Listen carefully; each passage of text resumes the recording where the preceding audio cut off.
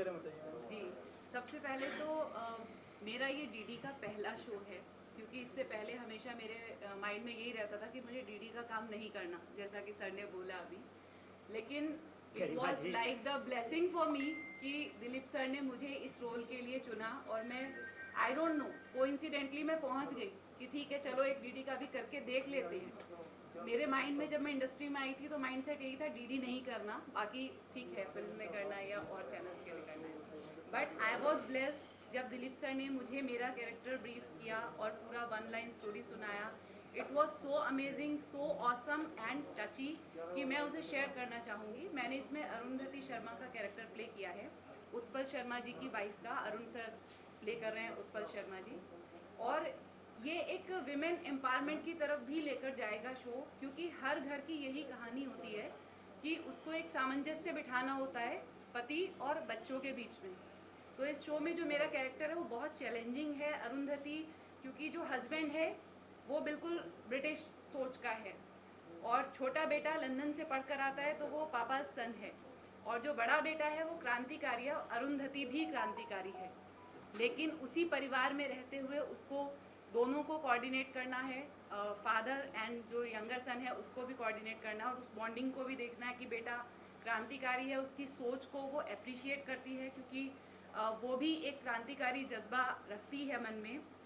तो पापा के बेटों के बीच में बहुत सारे आर्ग्यूमेंट्स होते हैं, वहाँ पर हैंडल करना और मतलब बैलेंस करते रहना परिवार को, वो भी एक वुमेन एम्पावरमेंट के लिए बहुत अच्छा देखने के लिए मिलेगा हमारे शो में। फिर हमारी पुरानी एक परंपरा हुआ करती थी कि जब बेटी की विदाई होती थी तो साथ में घर से उपहार स्वरूप, मैं दहेज नहीं कहूँगी, उपहार स्वरूप कुछ बेटियां लेकर जाया करती थी, जो अभी मॉडर्न ज़माने में नहीं है। तो मैं अपने साथ में अपने मतलब बीरबल जी ने हमारे एक बड़े होने के नाते, उन्होंने गलत कहा शायद कि मैं उनका सर्वेंट प्ले कर रहा हूँ, वो मैं अपने घर से लेकर आई हूँ। तो उनके कंधों पर इतनी जिम्मेदारी है कि वो अरुंधति को कभी गलत कह ही नहीं सकते, और उत्पल जी को गलत देखते हैं लेकिन फिर भी नहीं कह सकते क्योंकि बेटी की तरफ से आए हैं। तो ये बहुत ही चैलेंजिंग कैरेक्टर था। क्रांति भी, उसको अपने बेटे को भी आगे बढ़ाना है कि हाँ तू देश के लिए जो कर रहा है वो बिल्कुल ठीक कर रहा है, वो भी करना है, उधर फैमिली बॉन्डिंग को भी देखना है। और अरुंधति और बीरबल जी, मैं कैरेक्टर नेम सॉरी आपका मिस कर रही हूँ, मिलके कैसे इस चीज़ को करते हैं हैंडल, वो उसमें देखने के लिए सबको मिलेगा। And I am really thankful to Dilip sir. Dilip sir के इस शो की वजह से डीडी को लेकर मेरी सोच पूरी तरह से बदल गई है, क्योंकि यही एक ऐसा शो है जहां हम अपने कल्चर से कनेक्टेड हुए हैं, अपने सिविलाइजेशन से कनेक्टेड हुए हैं।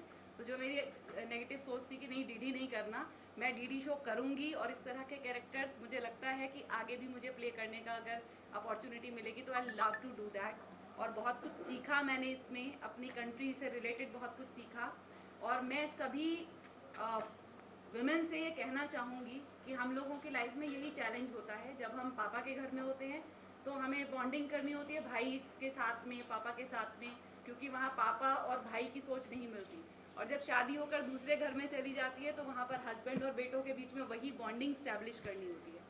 तो thank you so much sir कि आपने मुझे ये कैरेक्टर के लिए चूज़ किया, and I am really blessed कि मुझे इतना अच्छा ही कैरेक्टर प्ले करने के लिए मिला है। शायद आने वाली जो गर्ल्स हैं उनको ये चीज़ सीखने के लिए मिलेगी, जो अभी न्यू जनरेशन में थोड़ी सी मिसिंग है। मैं सबको नहीं कह रही हूँ, लेकिन हाँ थोड़ी सी लिटिल बिट मिसिंग है। तो उस पेशेंस के साथ में कैसे परिवार को बॉन्डेड रखना है और देश के बारे में भी सोचना है, वो सब कुछ देखने के लिए मिलेगा। तो आई होप कि it will be good one. एक सीन में आपसे एक सेकंड, एक सीन में, क्योंकि मोमेंट ऐसी है, एक scene I want to tell you. Last scene है मेरे कैरेक्टर का। मुझे अपने बच्चों से कोई भी इतना प्यार नहीं है। मेरी बीवी को हमारे जो बच्चे हैं, दोनों बेटे हैं, एक आप कर रहे हैं और एक भाई है इनका, उनसे प्यार है। मुझे कोई प्यार नहीं, निर्दयी आदमी। और मुझे बीवी से भी नहीं है कोई मतलब। एक ही छत के नीचे एक क्रांतिकारी है और एक गद्दार है। लास्ट का सीन है कि ये अपने बिस्तर पे लेटी हुई हैं और लेटी नहीं हुई, इनके प्राण पखेरु निकल गए। और मैं आके एज यूजुअल डांटता हूँ, मैं बड़ी घृणा के साथ में जो भी बात करता हूँ। मुझे उसी बातचीत में पता चलता है जब मैं डांट रहा हूँ कि शी इज़ नो मोर। मुझे वो रियलाइज़ होता है, मैंने ऐसा सीन कभी फिल्मों में नहीं देखा, वो ऐसा सीन बन गया थैंक्स टू माय डायरेक्टर, जो मैंने सजेस्ट किया एंड ही अग्रीड अपॉन। मैं इनका श्रृंगार करता हूँ रोते रोते, पहले आके गुस्से में डांटना, उसके बाद में change over of the moment, change over all the thinking कि मेरा सब कुछ लुट गया है और मैं राय बहादुर बनना चाह रहा था, लेकिन फिर उनको सजाता हूँ, उनकी बिंदी लगाता हूँ, उनका मेकअप करता हूँ और वो रोते रोते बातचीत भी कर रहा हूँ, बदहवास भी हूँ। वो मोमेंट इतनी खूबसूरत मोमेंट है, जब भी मैं याद करता हूँ तो मैं थर्रा जाता हूँ कि कभी कभी मोमेंट ऐसी बन जाती है जिसमें कि आप नमस्कार करते हो उस क्षण को जब आपको एक उत्तम श्रेणी का सीन करने का मौका मिला। Thanks to the script, thanks to Mr. Sonkar, that was one of the bestest moment for me. Thank you.